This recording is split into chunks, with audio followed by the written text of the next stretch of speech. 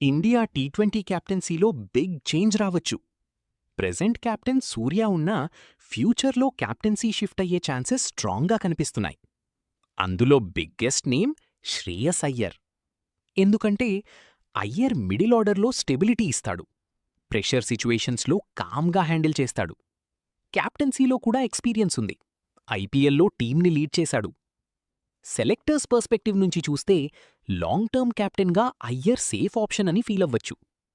కానీ ఇక్కడే big debate start అవుతుంది. సూర్య అగ్రెసివ్ కెప్టెన్, మ్యాచ్లో క్విక్ డిసిజన్స్ తీసుకుంటాడు. అయ్యర్ కామ్ కెప్టెన్, సిచ్యువేషన్ని కంట్రోల్ చేస్తాడు. ఇప్పుడు క్వశ్చన్, టీంకి ఏది కావాలి? అగ్రెషనా లేదా స్టెబిలిటీనా? ఫైనల్గా ఇండియా నెక్స్ట్ టీ20 కెప్టెన్ ఎవరవ్వాలి అని మీరనుకుంటున్నారు? శ్రేయస్ అయ్యర్ లేదా సూర్య కంటిన్యూ అవ్వాలా? కామెంట్లో చెప్పండి.